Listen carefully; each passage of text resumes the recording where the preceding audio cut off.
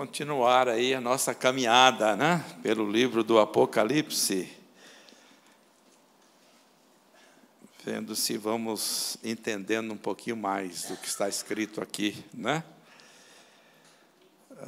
Antes de ler o Apocalipse, gostaria que a gente lesse Efésios capítulo 6, versículo 12. Efésios 6, 12.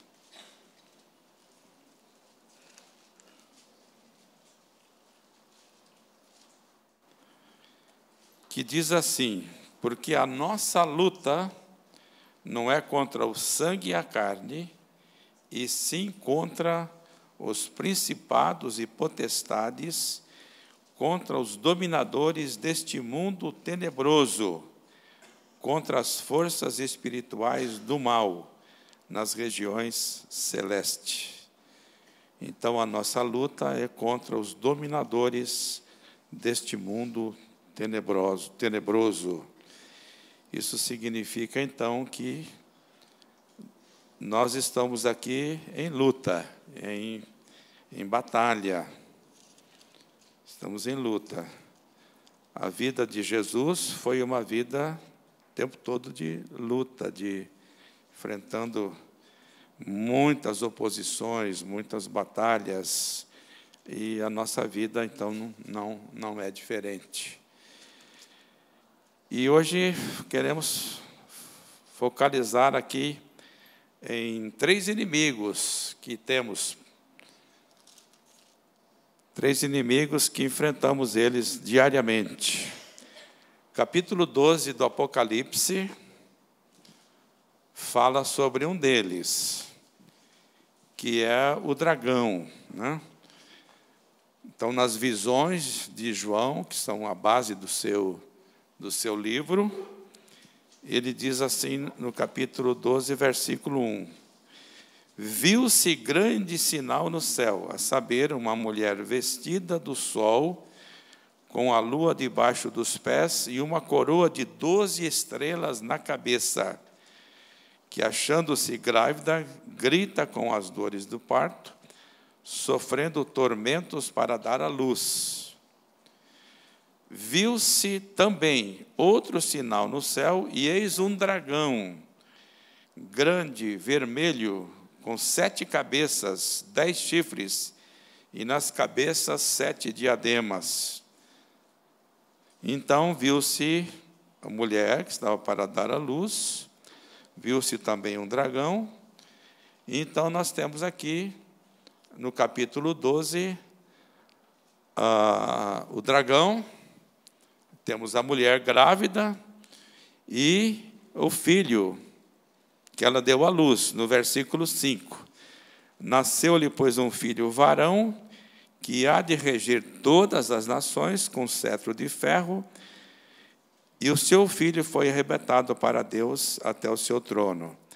Então, a mulher aqui é o povo de Israel, que é Jesus, o menino é Jesus, evidentemente.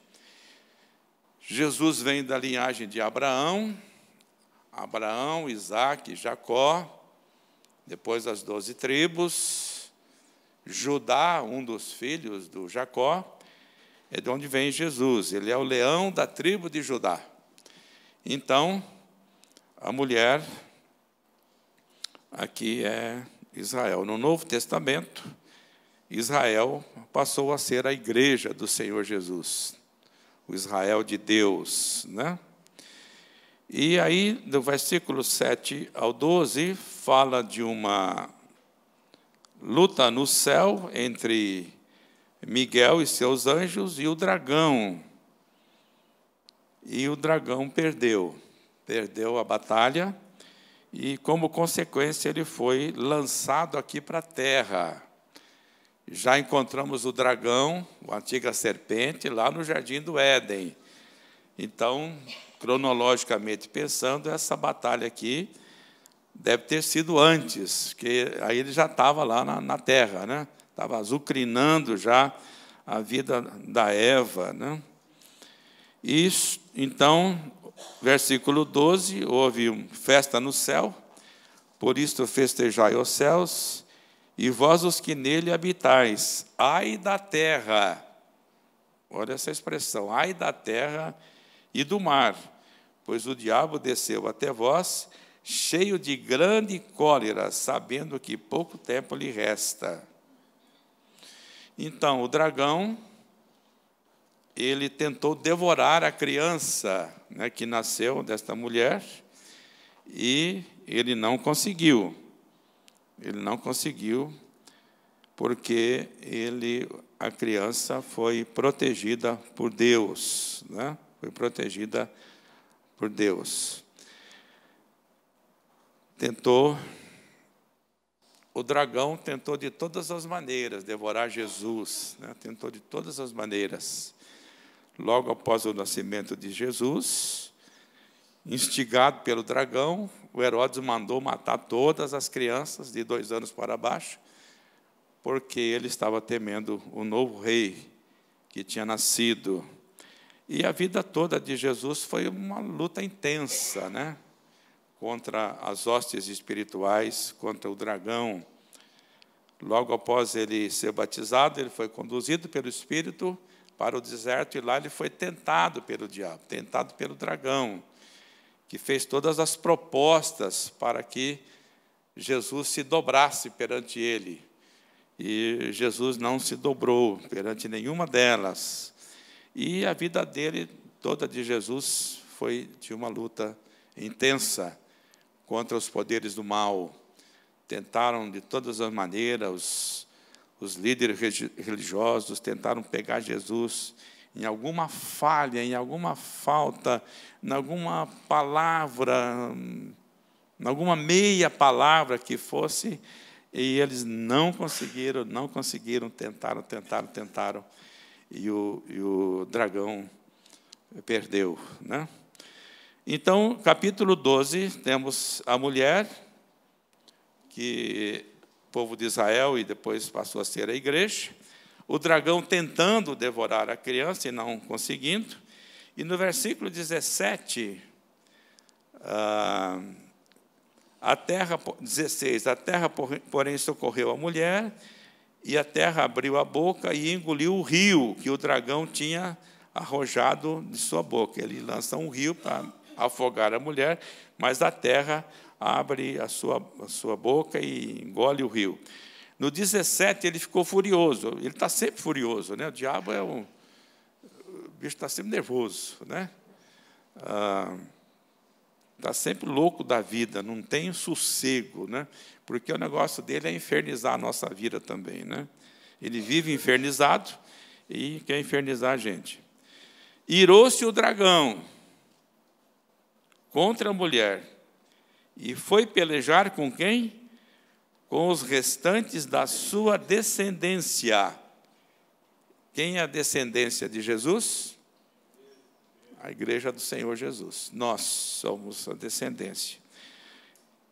Ou seja, os que guardam os mandamentos de Deus e têm o testemunho de Jesus.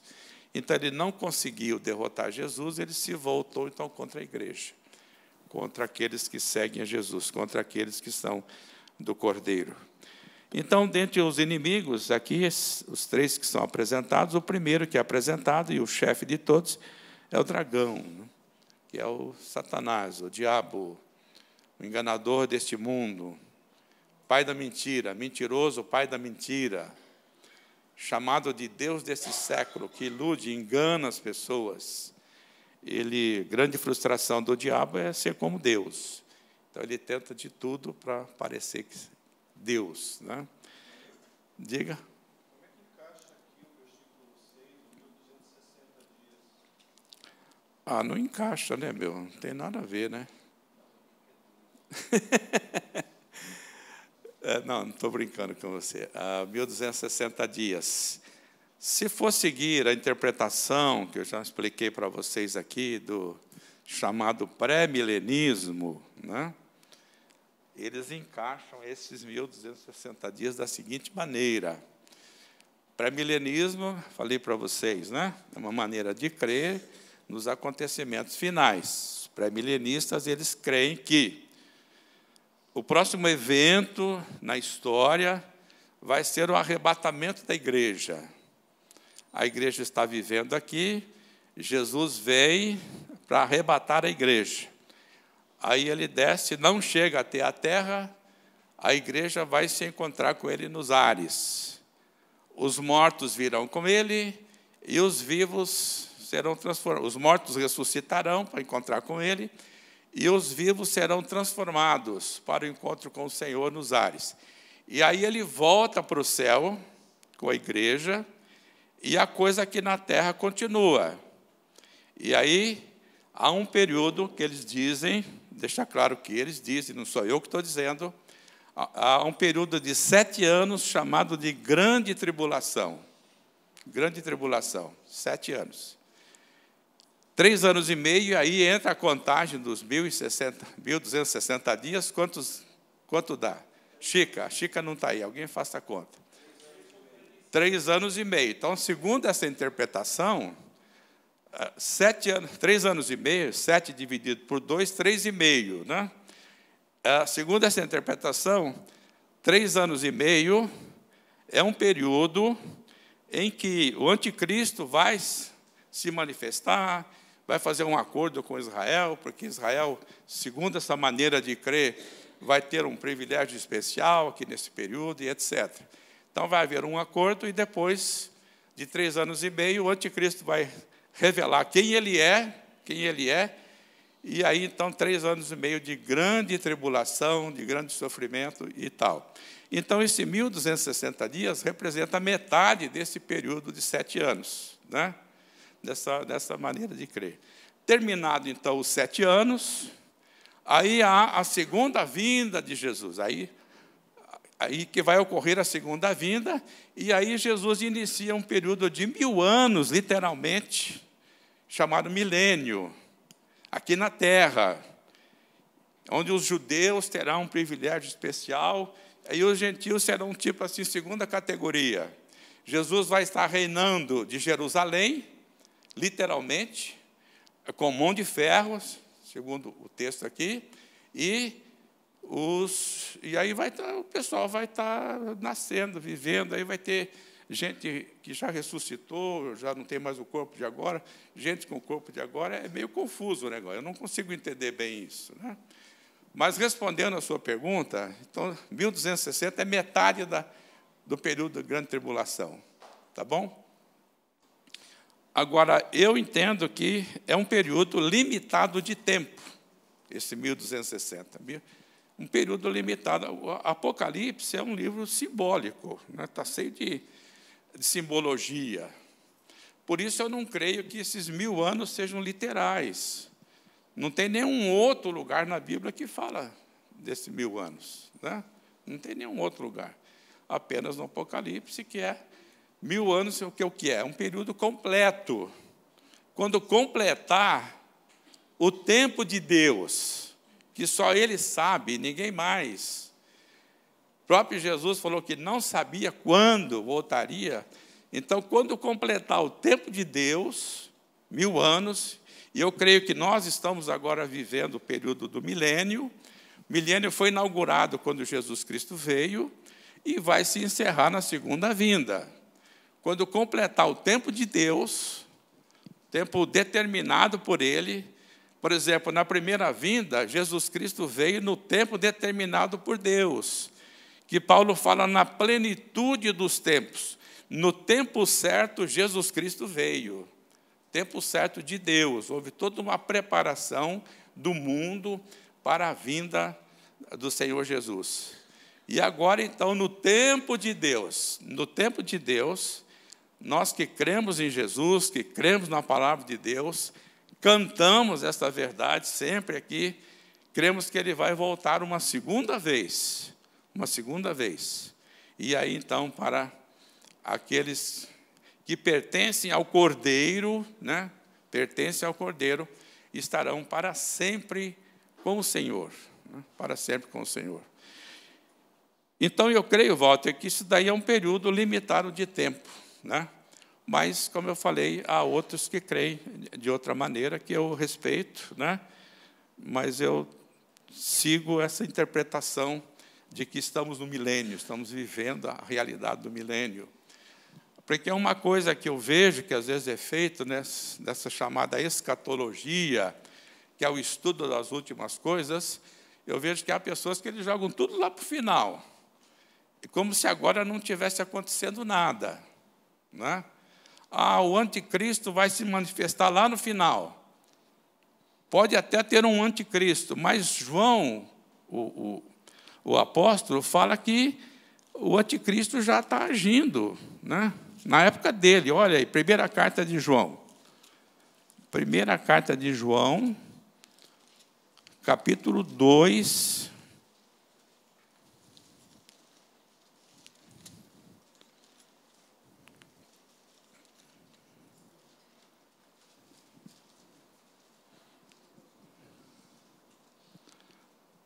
Capítulo 2, da primeira carta de João, versículo 18, se eu não me engano.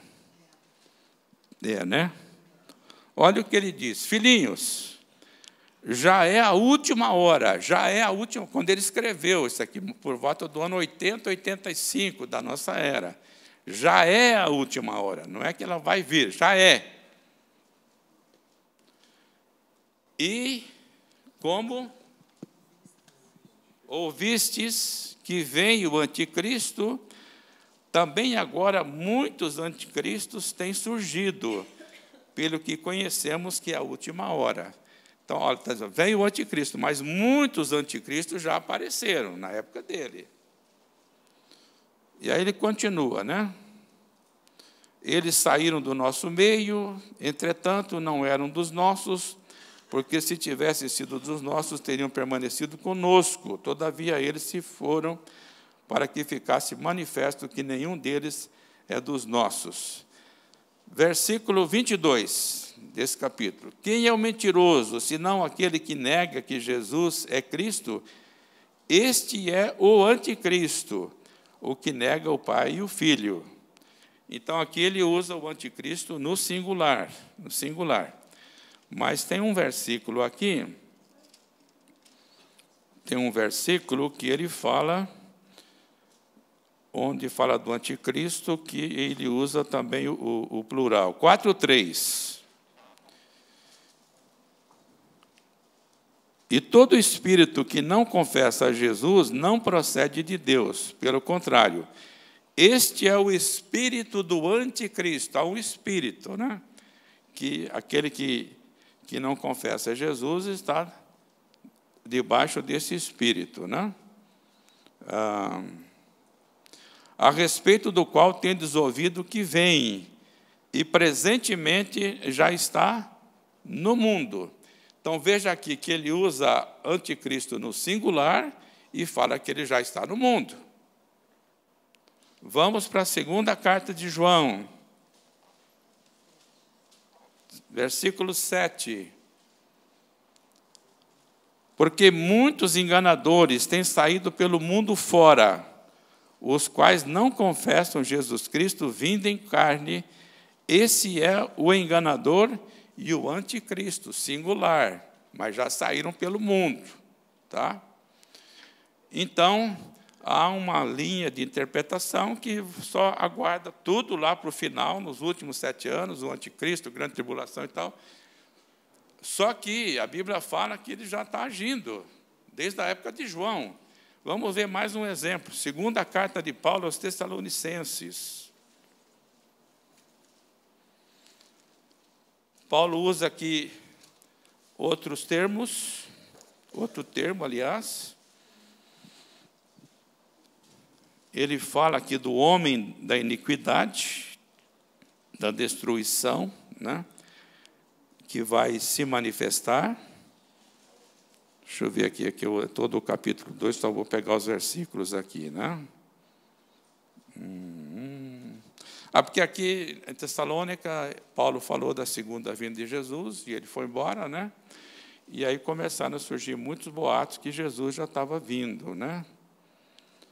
E ele falou, não está. Algumas coisas precisarão acontecer antes disso, né?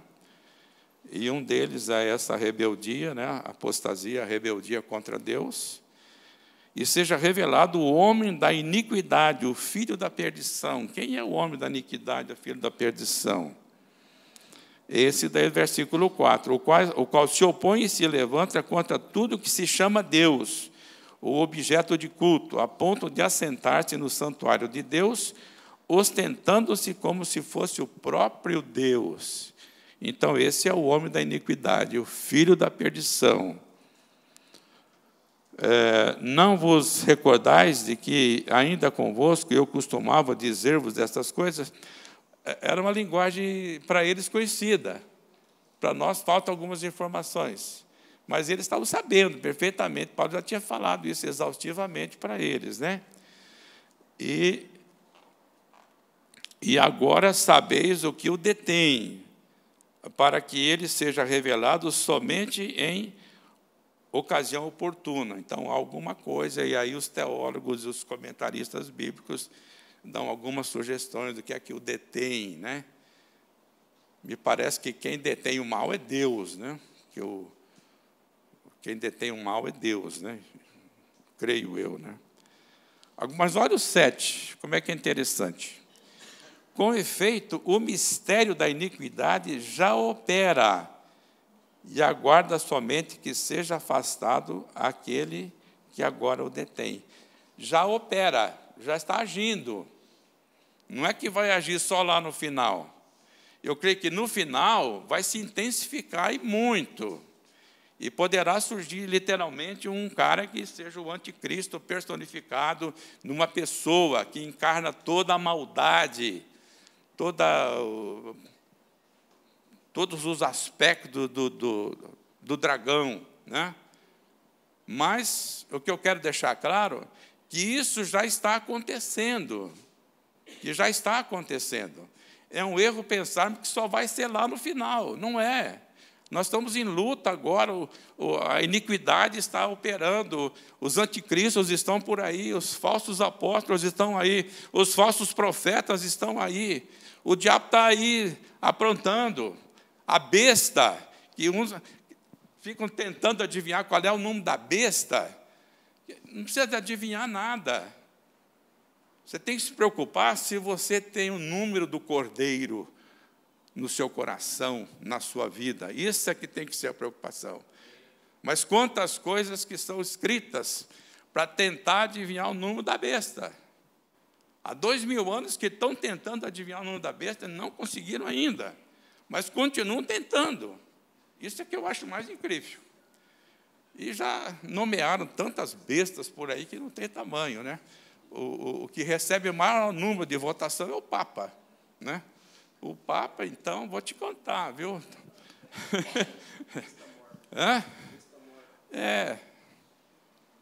Já foram os imperadores romanos, somaram o número das letras do Nero César, do Domiciano, e aí faz uma mistura de letras, ele é esse aqui, né?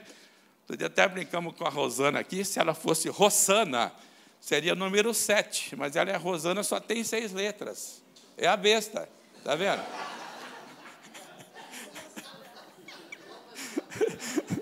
Agora peguei, agora fui fundo, hein? Agora peguei pesado. A gente brincou aqui, né, Rosana, com isso, né? Então, o pessoal coloca esses nomes, aí começa a fazer conta, e vai, porque no grego, a letra tal, tem tal número, no hebraico também, tudo bobagem, gente, tudo bobagem, está cheio de gente que acredita nisso. Isso é que eu acho mais incrível. Esse negócio que Bíblia tem uma linguagem, um segredo oculto que você descobre através das letras. Um tempo atrás teve um idiota que colocou isso no computador e descobriu mensagens ocultas da Bíblia. E o pessoal acredita, doutora. E acha uma coisa fantástica, extraordinária. Gente, não tem mensagem oculta na Bíblia. O mistério que estava oculto, segundo Paulo, foi revelado em Cristo Jesus. Nosso Salvador e Senhor, a esperança que temos. Já está tudo revelado, está tudo claro, tem nada oculto, nada escondido. Deus se revelou e se mostrou exatamente tudo aquilo que a gente precisa saber.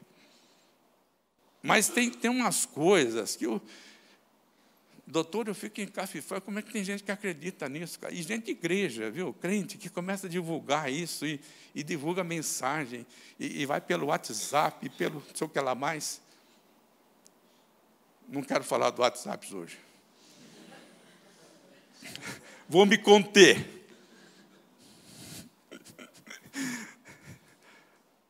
Onde é que eu estou, gente?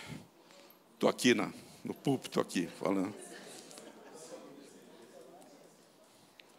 Então, isso foi a introdução, né? Eu combinei com o Walter para ele perguntar isso, para eu fazer essa introdução aqui. Lembrando aqui, agora vamos voltar lá para o nosso texto, que nós estamos em luta diária, constante. Paulo diz, a nossa luta não é contra carne e sangue, mas contra o quê? Contra os principados, os dominadores deste mundo tenebroso. Neste mesmo capítulo de Efésios, Paulo pede as orações dos irmãos. Orem por mim, ele diz, para que quando eu abrir a minha boca, eu possa tornar conhecido o mistério de Deus, que é Cristo Jesus. Orem por mim, porque nós estamos em luta, gente. E a nossa luta, ela é constante e diária. Então, o chefe e o principal oponente que nós temos é quem? É o dragão. Mas vamos voltar lá para o Apocalipse. O dragão, ele não age sozinho. O dragão tem os seus aliados. Capítulo 13. Tem os seus aliados. No 13, do versículo 1 até o versículo 10, João vai falar da sua visão da besta que saiu do mar. Vi emergir do mar uma besta que tinha 10 chifres e 7 o quê? 7 cabeças. E sobre os chifres 10 diademas. E sobre as cabeças, nomes de blasfêmia. Então, essas cabeças, esses chifres, indicam o poder da besta, né? Era poderosa. A besta que vi era semelhante a leopardo, com os pés como de urso e boca como de leão.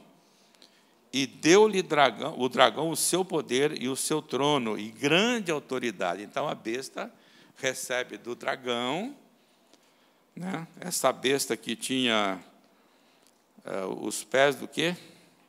Era semelhante ao leopardo, os pés de urso e a boca de leão. Tiago, qual é a interpretação que você deu aqui outro dia para esse? O leopardo? Velocidade, imediatismo, né? Velocidade. O leopardo é traiçoeiro também, o bicho. O outro, o urso? Força, né? Força. O bicho agarra e não solta. E o outro, o que é? Boca de leão. Né? A boca do leão, meu amigo. É?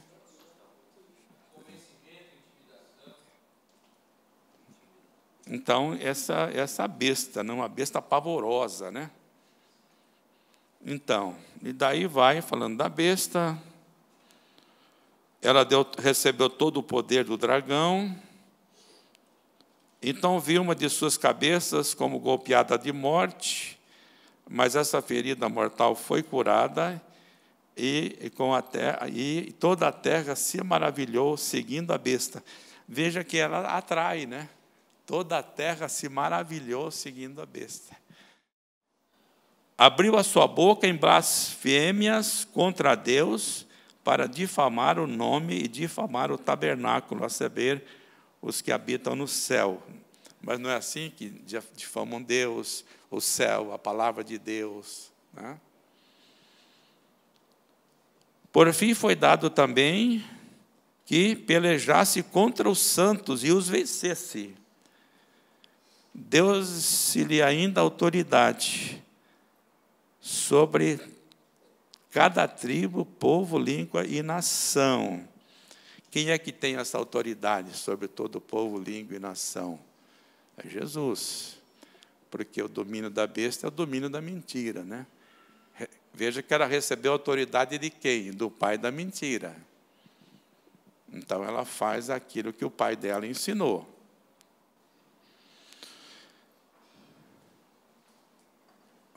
Muitos foram sacrificados. Aparentemente, a igreja foi derrotada. Mas a igreja nunca é derrotada, porque ela é de Deus. Mesmo em países, quando, por exemplo, o comunismo entrou na China, né, todos os missionários que estavam lá tiveram que sair, ir embora, né? Não puderam mais ficar. A igreja morreu na China. Só que, uns anos depois, viu que a igreja tinha crescido muito mais do que quando os missionários estavam lá. Certo, Vivi? Ó, essa menina é especialista em missões. Tinha crescido muito mais, né? Porque quem tem que temer a igreja é o inferno, né? Que a igreja está avançando e as portas do inferno não vão resistir. O diabo está assustado, né, com a igreja. Bom, adorá-lo todos os habitantes da terra, aqueles cujos nomes, o quê?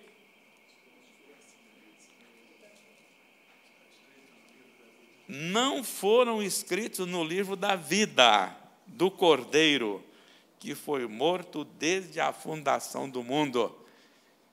Aqueles que adoram o Cordeiro não são adoradores da besta, mas eles pagam um preço por isso.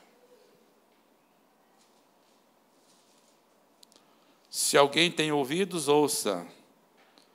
Se alguém leva para o cativeiro vai. Se alguém matar, a espada necessária que seja morto. A espada, aqui está a perseverança e a fidelidade dos santos. Quer dizer, se tiver que morrer, ser preso,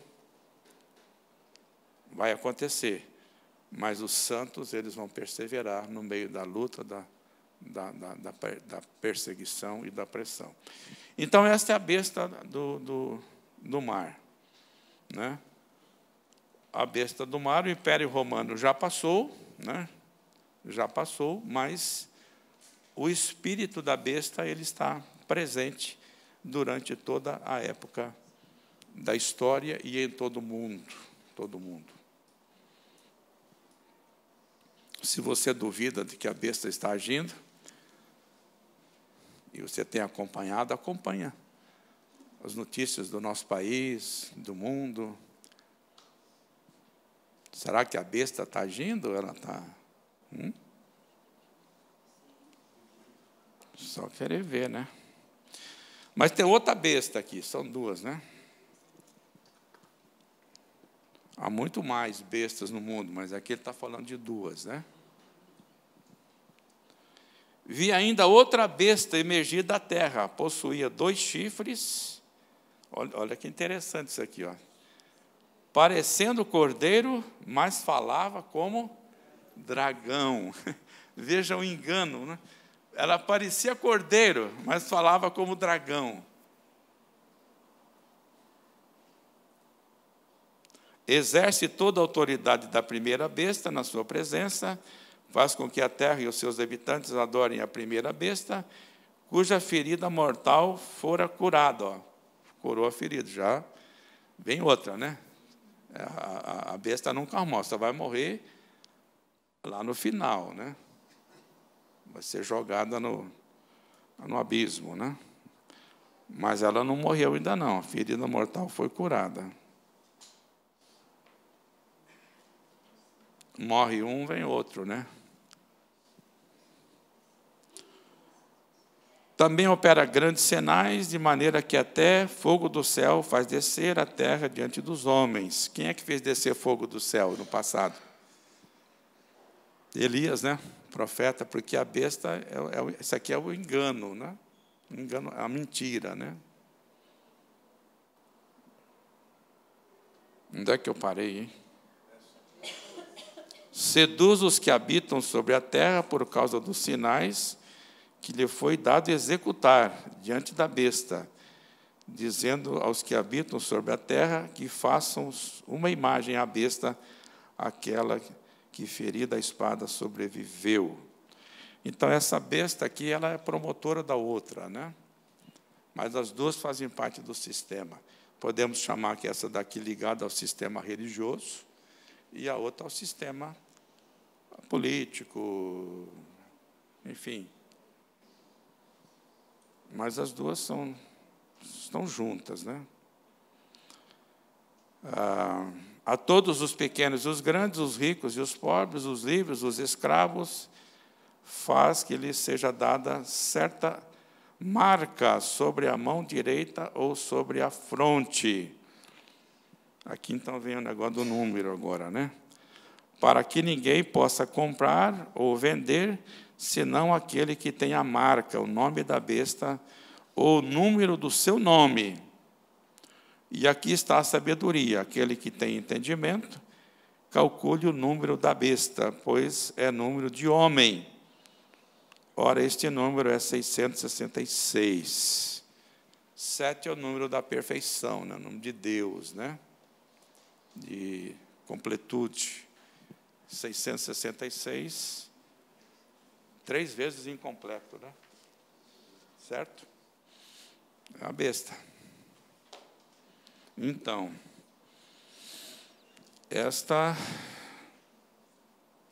e aí vem esse negócio, que quem não tiver a coisa da besta não vai poder comprar nem nada, né? E sempre tem interpretações disso, né? Eu não sei qual é a mais nova, sempre está surgindo uma interpretação nova, né? Agora parece que é um tal do chip que vai ser instalado, não tem um tal do chip que vai ser instalado? E aí é o chip da besta. Mas você já não compra mais nada sem CPF, né? Você já é um número, nós já somos um número. Não quer nem saber se é o nome, cara. Qual é seu CPF? Não é assim que pergunta? Qual é seu CPF? Se você não tiver, você está lascado. Você não pode viajar, você não pode comprar, não pode fazer nada. Não é? Poderá vir também no futuro, através de leis, que quem não preencher certos requisitos esteja excluído. Poderá. Mas ficar adivinhando também não dá, né? É claro que hoje nós estamos muito mais, como é que é?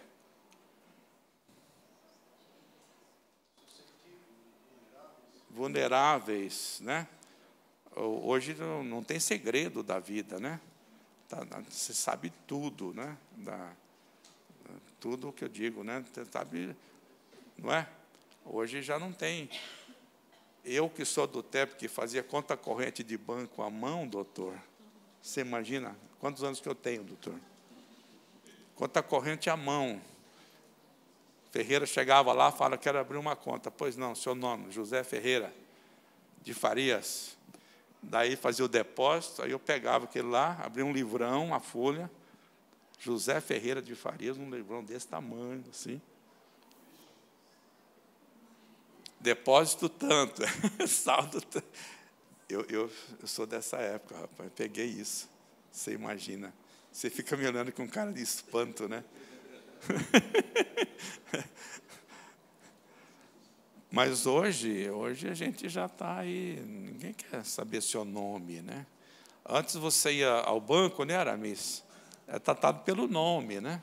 Pelo nome, fulano de tal, vem aqui tomar um cafezinho e tal. O banco está pouco se lixando para você, ele quer saber o seu número e se você tem grana, né? Não é isso? Seu número, não precisa, nem vem aqui, nem vem aqui. Aliás, Aramis, você pode dizer se eu estou falando bobagem ou não, mas parece que as agências bancárias já estão com os dias contados, né? Os dias contados, vai ser tudo pelo negócio aí e tal, né?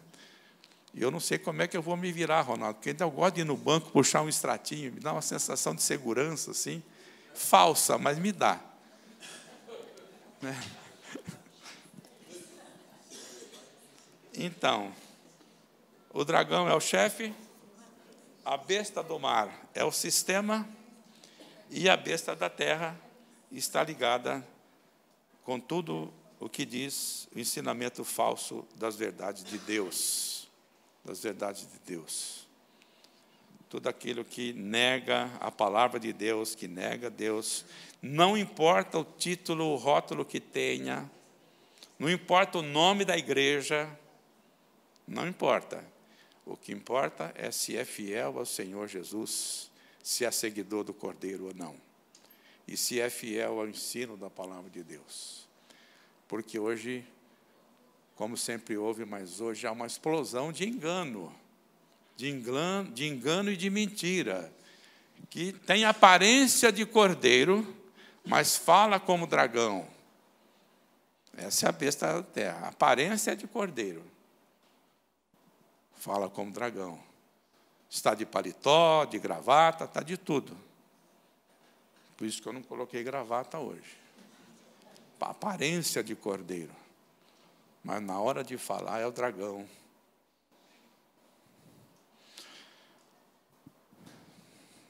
Que hora? Já está meio que na hora de parar, né? Tem mais um pouco? Está claro isso aqui, então, até agora? Está claro, esse é nosso inimigo. Eu gosto do contraste, quando termina o capítulo 13, o contraste com o comecinho do 14. Olha que interessante. Olhei, agora outra visão do João. Olhei e eis o cordeiro em pé sobre o monte Sião, e com ele 144.000, tendo nas frontes escrito o seu nome e o nome de seu pai. Esse é o nome, né? Aqueles que pertencem ao Cordeiro têm o nome dele escrito no coração, né? Selado com o Espírito Santo da promessa, tendo ouvido o evangelho da vossa salvação e tendo nele crido, fostes selados com o Espírito Santo da promessa. E aí, olha, não há besta que tira isso. Não há dragão que tire isso. Porque nós estamos seguros na mão de Deus. Pelo poder de Deus e pela graça de Deus. Os inimigos estão aí. Eu vou deixar para falar da Babilônia. Babilônia. Eu nem ia falar sobre essas bestas hoje, mas acabou falando, né? Eu ia falar sobre a Babilônia, né? A grande meretriz, capítulo 17 e 18, mas vamos falar na outra oportunidade, né? Então, queria só pensar um pouquinho aqui na questão daqueles que têm o número da besta e daqueles que têm o número do cordeiro. Isso aqui é interessante. Como vivem aqueles que estão submissos à besta? Como vivem aqueles que têm o número do cordeiro na sua testa? O que determina não é aquilo que a pessoa fala, não é aquilo que a gente fala, mas a maneira como a gente vive. Como vivem os seguidores da besta? São pessoas egoístas, gananciosas, querem o poder, fazem qualquer coisa pelo poder, né? Nós vamos ver isso exemplificado, porque a Babilônia, que é a antiga Roma, era uma ilustração de uma cidade, de um império, vivendo debaixo do poder da besta. Onde havia a mentira, o engano, a Babilônia toda a mulher toda bem vestida, pomposa, mas que no fundo era uma prostituta, né? Uma prostituta do engano, da mentira. Esse é o império da besta. As pessoas que mentem, enganam, corrompem, são corrompidas, né? Trapaceiam, são amantes do dinheiro, amantes do dinheiro, amam o dinheiro acima de qualquer coisa. E não pensem que estão só lá fora da igreja, não. A igreja também, a igreja evangélica, está cheia de religioso, né? O religioso é um seguidor da besta. Agora, o filho do Cordeiro, ele é diferente. Ele tem uma postura de vida diferente. Ele ama a verdade. Ele luta pela verdade. Ele paga o preço pela verdade. Ele não ama o dinheiro, ele ama o Senhor Jesus. Ele é generoso na sua maneira de ser. É uma pessoa cheia de bondade, cheia de graça. Esses são os filhos do Cordeiro. Pessoas que por onde passam, deixam a imagem do Senhor Jesus Cristo. A imagem do Senhor Jesus Cristo. Conta-se a história de um missionário, não sei quem foi, nem aonde agora, eu sei da história, né?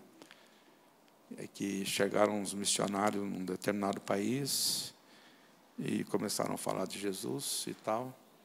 Daí os habitantes daquela ilha disseram o seguinte: essa pessoa de quem vocês estão falando, ela já esteve aqui. Ela já andou aqui com a gente. E aí descobriram que tinha um missionário anterior que tinha passado por lá. E quando eles ouviram falar de Jesus, ele veio aqui. Este é o meu desafio e é o seu desafio. Onde nós passarmos, a nós deixarmos refletida a imagem do Senhor Jesus. Porque a besta deixa a sua imagem, deixa as suas marcas.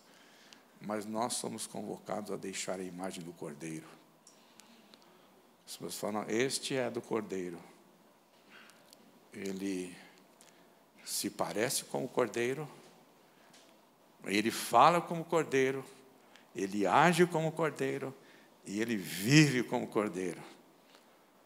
Neste mundo tenebroso, então, gente, somos chamados a viver como seguidores do Cordeiro. Nós temos a marca dele em nós, gravada em nós, gravada em nós. E jamais nos dobraremos à besta. Agora, a besta é sutil, o diabo é sutil. A besta, tanto a da terra como a do mar, eles agem através da sutileza. Sutileza. O engano, ele é muito, mas muito sutil mesmo.